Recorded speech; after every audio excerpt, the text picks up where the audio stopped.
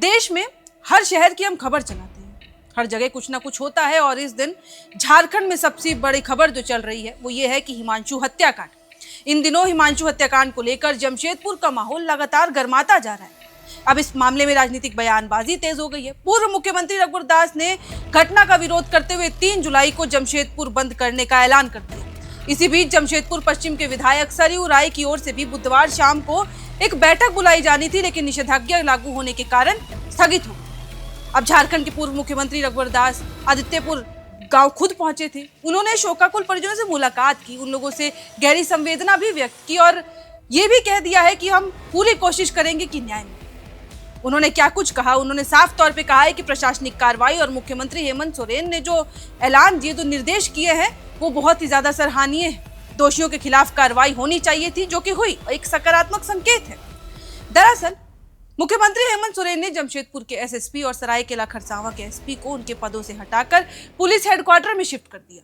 मुख्यमंत्री ने कहा कि दोनों अधिकारियों को विधि व्यवस्था बनाए रखने में विफलता और आपराधिक गतिविधियों पर प्रभावी नियंत्रण स्थापित न करने के मामले में हटा दिया गया है। साथ ही चाईबासा के आयुक्त और रांची के एडीजी को क्षेत्र में लगातार कैंप पर प्रतिदिन स्थित कर दिया गया है कि वो समीक्षा करेंगे, वहीं से मॉनिटर करेंगे। अब हालांकि जहां सरयू राय और रघुवर दास ने सराहना की, वहीं उनका यह भी मानना है कि पीड़ित परिवार को वास्तविक न्याय दिलाने के लिए तेज, प्रभावी और समय की कार्रवाई भी बहुत ज्यादा जरूरी है। उनका यह कहना है कि अपराधियों को ऐसी सजा मिले जो भविष्य में अपराध करने वालों के लिए नजीर बने। पूर्व मुख्यमंत्री ने राज्य की कानूनी व्यवस्था पर भी सवाल उठा दिया है। उन्होंने साफ कहा है कि लगातार बढ़ती आपराधिक घटनाएं लोगों को असुरक्षित महसूस करवा रही हैं। सरकार को अपराध नियंत्रण के लिए सख्त और प्रभावी रणनीति अपनानी होगी और जल्द तय करना होगा कि आखिरकार जमशेदपुर कैसे बदलेगा। रघुवर दास ने यह भी कहा कि हिमांशु सिंह के परिजन मृतक के आश्रित को स्थायी सरकारी नौकरी देने की मांग कर रहे हैं और इस संबंध में उनके दोनों जिलों के प्रशासनिक अधिकारियों के साथ बातचीत भी चल रही है। उनका यह कहना है कि यदि सरकार वास्तव में स्थायी नौकरी देना चाहती है तो कैबिनेट में प्रस्ताव लाकर आवश्यक निर्णय लेना होगा। उन्होंने उम्मीद जताई है कि सरकार पीड़ित परिवार की इस मांग पर संवेदनशीलता के साथ विचार करेगा ताकि सच में नौकरी दी जा सके।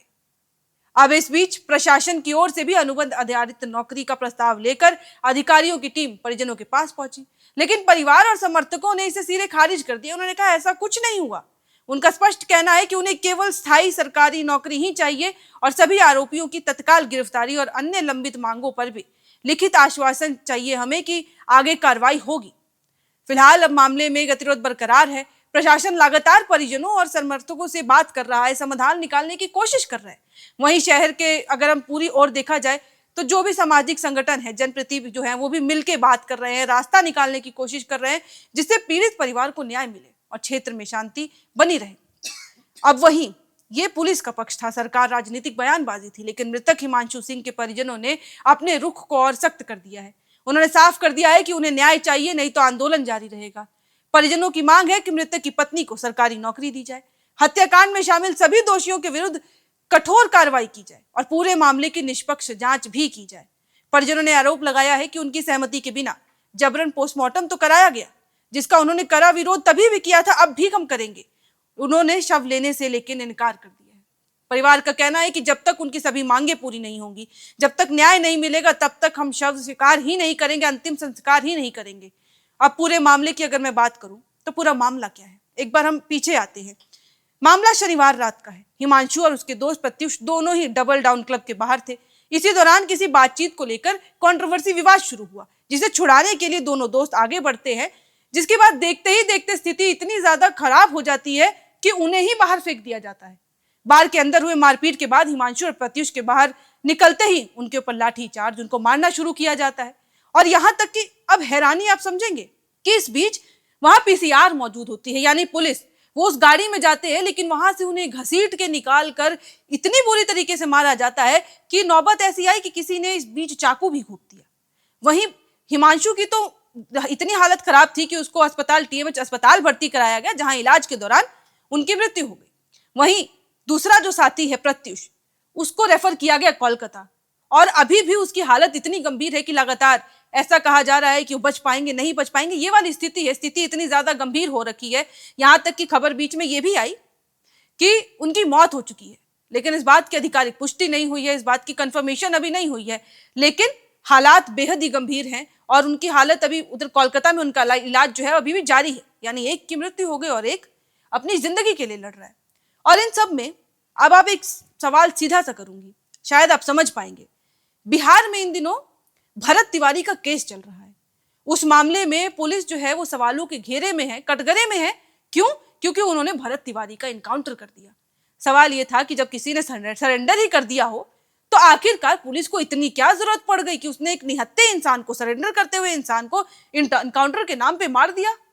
आप इनकाउंटर करते, हाफ इनकाउंटर करते। ये पूरा मामला चल रहा है, पूरे देश को इसकी जानकारी होगी, चाहे वो कोई भी राज्य हो, उसको भी पता होगा कि आखिरकार भरत तिवारी के केस में क्या हुआ। कट टू बिहार से सटा राज्य झारखंड। यहां भी जमशेदपुर में वही हुआ जो हिमांशु सिंह का हत्याकांड का हम पूरा कहानी बता रहे हैं। पहले तो सबसे पहला पॉइंट यही समझिए कि ये भी खबर आ रही है कि जो विवाद पूरा चल रहा था, जो बहसबाजी हुई जिसमें ये लोग घुसे थे रुकवाने के लिए, वो पूरा बहस इस चीज को लेकर था कि शायद उस क्लब में, उस बार में किसी लड़की के साथ छेड़खानी हो रही थी जिसे ये रोकने गए थे। और वहां का जो ओनर था बार का, उन्होंने इसको ही बाहर निकला के फेंक दिया। यहां तक भी चलिए, मतलब ये गलत था, लेकिन चलिए बाहर फेंक दिया। अब बाहर निकलते ही इनको लाठियों से मारा गया, मारपीट शुरू कर दी गई इन दो के साथ। और उसमें भी इतनी हालत खराब कि वहां पीसीआर मौजूद होता है, ये उस गाड़ी में जाके छिप जाते हैं, लेकिन वहां से उनको निकाल घसीट के मारा जाता है। यानी पुलिस मुख दर्शक बनकर देख रही थी। ये कैसी कानून व्यवस्था है जमशेदपुर की, और इसको लेकर ही विपक्ष भी हमलावर है। विपक्ष छोड़िए, ये तस्वीरें देखिए, ये तस्वीरें हैं, सच्चाई है। ये सच्चाई है इस वक्त जमशेदपुर की। जमशेदपुर माया नगरी जो स्टील सिटी कहलाता है, वो हिमांशु सिंह हत्याकांड के नाम से इस वक्त चर्चित है। इस वक्त झारखंड में अगर किसी सबसे ज्यादा किसी डिस्ट्रिक्ट की बात हो रही है वो जमशेदपुर है, और जमशेदपुर में किसी चीज की बात हो रही है तो वो हिमांशु हत्याकांड है। और उससे भी सबसे ज्यादा शर्मनाक बात कि पुलिस के सामने ये हुआ। और यही कहा भी जा रहा है, सरयू राय ने सराहना जरूर की मुख्यमंत्री हेमंत सोरेन की, इसके अलावा जो पूर्व मुख्यमंत्री हैं रघुवर दास, उन्होंने भी सराहना की है, लेकिन उन्होंने साफ तौर पे एक चीज कही है कि आखिरकार ये किस तरह की कानून व्यवस्था है। ठीक है, हेमंत सोरेन ने बहुत बढ़िया काम किया है जो पॉजिटिविटी की ओर एक संकेत देता है, लेकिन सबसे बड़ा सवाल कि जमशेदपुर में जो एक कानून व्यवस्था है, जो पुलिस के सामने ये सब हो रहा है, उसका क्या ट्रांसफर कर देना न्याय होगा? कि आपने हेडक्वार्टर शिफ्ट कर दिए, क्या ये जस्टिस है?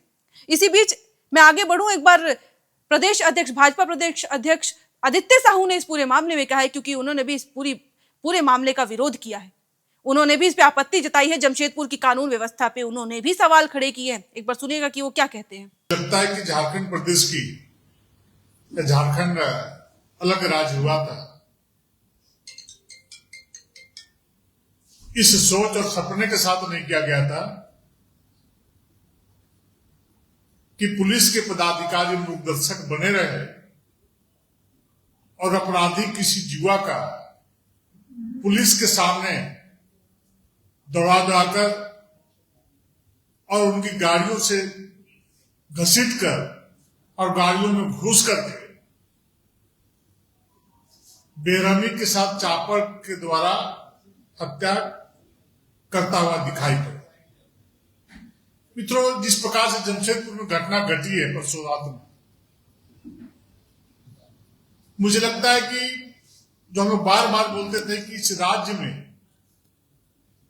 अपराधियों का समानांतर सरकार चलने का काम कर रहा है, और इस बात की परसों रात जमशेदपुर के बीच शहर में पुष्टि करने का काम अपराधियों ने किया है।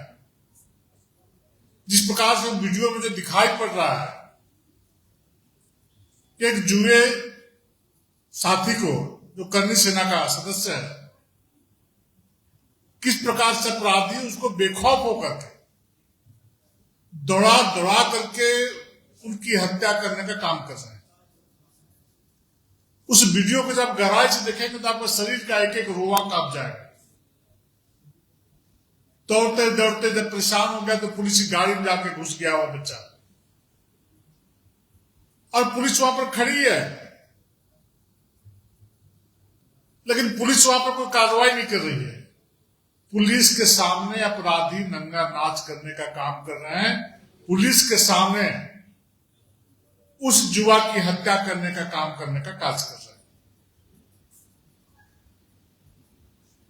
मैं राज्य सरकार से मांग करता हूं कि जिन पुलिस पदाधिकारियों के मौजूदगी में उस युवा की जो अपराधियों ने हत्या करने का काम किया है, उन पर तो फास्ट ट्रैक गठित करके अविलंब सजा देने का प्रयास किया जाए। साथ ही साथ वैसे पुलिसकर्मी जिनकी मौजूदगी में उस युवा की चापर से अपराधियों ने हत्या की है, उन पुलिसकर्मियों के ऊपर भी 302 का मुकदमा दर्ज करके उनको भी जेल भेजने का काम सरकार करे। जब तक इस प्रकार की घटना की कार्रवाई नहीं होगी, तब तक पुलिस निर्देशक बन करके वहां पर देखने का काम करेगी, तमाशा देखेगी। कैसी पुलिस व्यवस्था है? क्या अपराधी इतने बेखौफ? पुलिस प्रशासन का भी काम रह गया है कि रात के अंदर में बालू की गाड़ियां, कोयले की गाड़ियों का गिनती करना, उनसे अवैध रूप से पैसे की तस्ली करना। कल की घटना है, गिरिडीह के सब रजिस्ट्रार को रामगढ़ जिला में उसके गांव स्थित एक भूखंड का विवाद था। पता नहीं क्या कारण था, तो आंतरिक विषय हम लोगों का, परंतु उनको जिस प्रकार से घेर घेर करके उसकी हत्या की गई है, सरकार को शर्म आनी चाहिए। सरकार बैठे लोगों को शर्म आनी चाहिए। यानी कुल मिलाकर देखा जाए तो जमशेदपुर, अभी कह नहीं सकते हैं आप, अभी इस मर्डर केस चल रहा है, लेकिन ये डबल मर्डर केस भी बन सकता है क्योंकि प्रत्युष की हालत भी गंभीर है, बेहद ही ज्यादा गंभीर है। चांसेस पता नहीं कितने ज्यादा हैं।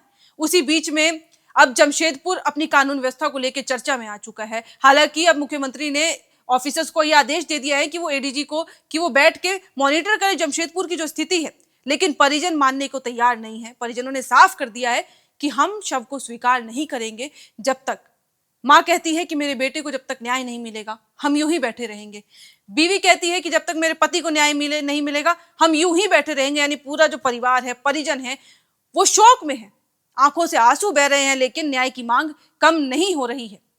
और इस सब में सबसे बड़ी बात जो अब तस्वीरों में एक चीज देखेंगे कि इसी बीच जो इनकी बीवी है रीचा, वो सड़क पे जमीन पर बैठी हुई है, सुध-बुध खो चुकी है, लेकिन वो वहां से हटने का नाम नहीं ले रही है। पूरा जमशेदपुर इस वक्त हलचल तेज है, पूरा जमशेदपुर। 3 जुलाई को यहां तक कि जमशेदपुर बंद का ऐलान तो कर दिया गया है, अब उस पर भी सबकी नजरें हैं। और ये तस्वीरें बताती हैं कि वहां के लोगों में कितना आक्रोश है। सिर्फ राजनीतिक विपक्षी पार्टी नहीं, जमशेदपुर के लोग, परिजन, हर किसी के आंखों में, मन में सिर्फ आक्रोश है। और आक्रोश इस चीज को लेकर है कि जब पुलिस के सामने ऐसा हो रहा है तो हम सुरक्षा की गुहार किससे लगाएंगे? और अगर इतनी बड़ी क्या गलती थी कि ये जो मारपीट, ही पूरी वैसा वैसी मारपीट में तब्दील हो गई और इतने लोग शामिल हुए, लेकिन कोई इस चीज को लेकर अभी तक पूरी गिरफ्तारी नहीं। हालांकि पुलिस कह रही है कि जांच जारी है और अभी तक 4 लोगों की गिरफ्तारी हो चुकी है, लेकिन पूरे लोग, अभी परिवार वालों ने साफ कह दिया है कि हमें हर किसी की गिरफ्तारी चाहिए, जल्द से जल्द गिरफ्तारी चाहिए, और साथ ही साथ सरकारी नौकरी चाहिए। वो सरकारी नौकरी आश्रित के लिए, यानी कि उनकी पत्नी के लिए, हिमांशु सिंह की पत्नी के लिए। और किसी करनी नेता के साथ ऐसा होना, ये भी बहुत ज्यादा सवाल का है कि जब अगर पुलिस सामने खड़ी हो, पीसीआर वहां मौजूद थी। पीसीआर जो आप देखेंगे कि आए दिन आपके राज्य में पेट्रोलिंग करती है, ड्यूटी दे रही होती है, ताकि सुरक्षा बनी रहे, ताकि अगर कोई मुसीबत में है तो उसको बचाया जा सके। समझ नहीं आता कि इससे बड़ी क्या प्रॉब्लम हो सकती थी और इंसान के पास मुसीबत हो सकती थी जब पुलिस सामने से आता और उसको बचाता।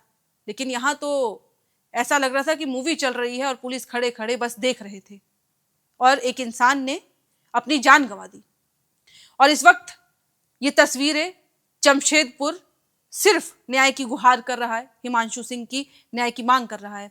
अब 3 जुलाई को क्या होता है, इस पे भी सबकी नजरें टिकी हैं। क्या कुछ होगा, परिवार वाले कब तक अंतिम संस्कार करेंगे, क्योंकि उन्होंने क्लियर कर दिया है जब तक न्याय नहीं तब तक अंतिम संस्कार नहीं। अब क्या कुछ होगा इस पूरे मामले में, इस पे सबकी नजर टिकी है। इस वीडियो में इतना ही। कैमरे के पीछे मौजूद है मेरे सहयोगी अभिषेक, और बाकी ऐसी ही और तमाम खबरों के लिए देश की हर राज्य की हम खबर आप तक पहुंचाएंगे। ऐसे ही पहुंचाएंगे, हर छोटी सी बड़ी हर खबर पहुंचाने की कोशिश करेंगे, ताकि आप जुड़े रहें और आप ये जानना पूरा आपको जानकारी हो कि देश में हर राज्य में क्या चल रहा है। बाकी ऐसे ही तमाम खबरों के लिए बने रहें एयर नाउ के साथ। FRP pressure vessels are made using fiber reinforced plastic, a powerful combination of high strength glass fibers and corrosion resistant resin. At Duraplast, we manufacture these vessels using advanced filament winding technology. Layer by layer, resin coated glass fibers are precisely wound over a rotating mold, creating a structure that is lightweight, high strength, and built to handle pressure. The result? Superior corrosion resistance, longer lifespan, lower maintenance costs for industries that demand performance without compromise. For customized FRP pressure vessel solutions,